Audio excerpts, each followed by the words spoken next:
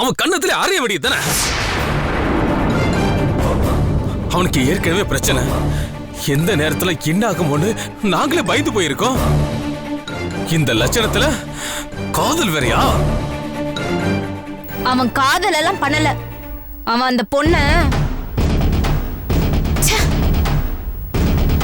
இப்படியே விட்டா பிரச்சனை ஆயிடும்.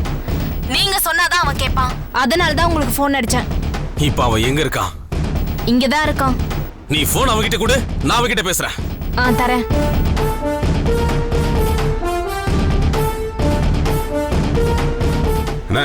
என்னாச்சுன்னு? ஏதாவது பிரச்சனையா? நம்ம பிள்ளையாட பெத்து வச்சிருக்கோம், தொல்லையில பெத்து வச்சிருக்கோம். அவன் எங்க போனாலும் பிரச்சனை தான். தகிட தகிமி தந்தானா இதய ஒளியில் எனது ஜதியில் தில்லானா இதய கவிதைகள் எழுதிட துடிக்குது என்ன. யாரு? பெரியப்பா பேசுன்னு சொன்னாங்க, பேச. யாரு? அந்த வழுக்க மாட்டேனா? டேய் தொல்லை விட்டுருவேன், பேசுடா. இந்தா பெரியப்பா.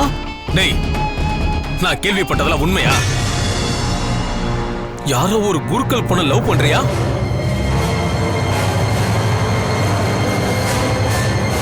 அவளை கல்யாணம் பண்ணிக்க போறதா சொன்னியா? ஐயோ, யாரு பெரியப்பா சொன்னது? சத்தியமா இல்ல. டேய், நேர்ல வந்த பிச்சிடுவேன். போன இடத்துல ஒழுங்கா இருடானா என்ன வேலை பண்ணிக்கிட்டு இருக்க? ஐயோ பெரியப்பா, கண்மணி உங்ககிட்ட ஏதோ தப்பா சொல்லிருக்கா. நான் யாருமே லவ் பண்ணல பெரியப்பா. நான் ஒழுங்கா தான் இருக்கேன் பெரியப்பா. ஏண்டா, உன்னை பத்தி தப்பா சொல்றதுக்கு அவளுக்கு என்ன பைத்தியமா? நீ அவகிட்ட சொன்னியாமே கல்யாணம் பண்ணிக்க போறேன்னு. ஐயோ இல்ல பெரியப்பா, நான் கண்மணி கிட்ட சும்மா ஏதோ விளையாட்டுக்கு சொன்னேன். அவ அதை போய் சீரியஸா எடுத்துக்கிட்டா. மத்தபடி சுத்தமா எனக்கு எந்த ஐடியாவும் இல்ல பெரியப்பா. டேய், ரொம்ப விலை கொடுத்து வாங்காத. உனக்கு ஏற்கனவே பிரச்சனை.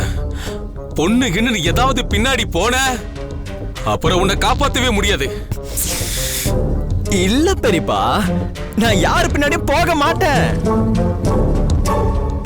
நான் தலையில அடிச்சு சத்தியம் பண்றேன், நான் போக மாட்டேன் பெரியப்பா.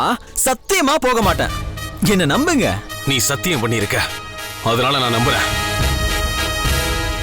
ஒண்ணு மட்டும் தெரிஞ்சுக்க, ஓ உயிர் உன் கையில தான் இருக்கு.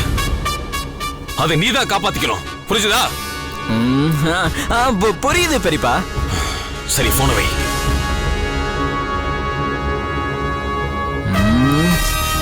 ஏ கண்மணி, உன்ன என்னாச்சுன்னு கேக்குறேன்ல, சொல்லுங்கண்ணே. அங்க பிரச்சனைடா. இவனை எப்படியாவது காப்பாத்தலான்னு பார்த்தா பொம்பளை போய் இவனே மாட்டிக்கோ போல இருக்குடா. என்ன பொண்ணு விஷயமா? அந்த பொண்ணு யாருன்னு விசாரி. அவளை கரெக்ட் பண்ணிட்டா இவன் சரியாயிடுவான். அவளை விடுறா, முதல்ல இவனை தான் காப்பாத்தணும். அவனுக்கு ஏதோ ஆபத்துன்னு தோணுது, விட்டு அவன் செத்துருவான்டா. எனக்கு என்னமோ தப்பா படுதுடா. அங்க என்ன பிரச்சனைன்னு தெரியல. அங்க என்னதான் நடக்குதுன்னு மார்த்தாண்டத்துக்கிட்ட கேட்கணும். ஒரு நிமிஷம் இருங்க, நான் வந்துடுறேன்.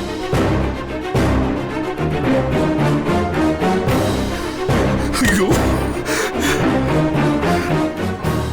டேய் டேய், டென்ஷன் ஆகாத. பயப்படுற மாதிரி ஒண்ணும் நடக்காது. அமைதியாடுறா.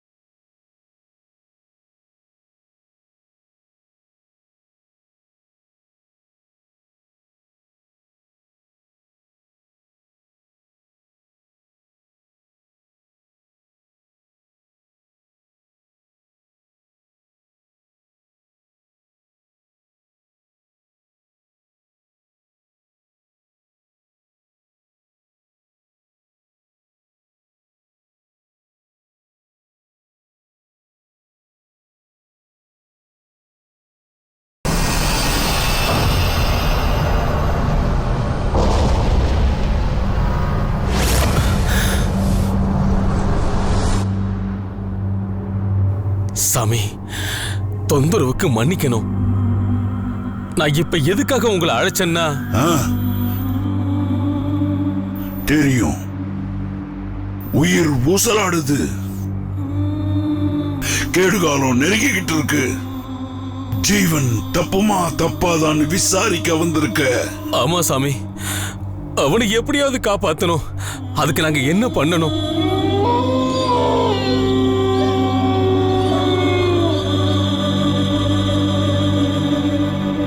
சகுனமே சரியில்லை.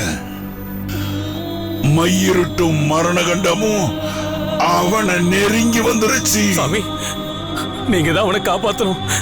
ஏதாவது ஒரு வழி சொல்லுங்க சாமி. எப்படி அவனை காப்பாத்துறது?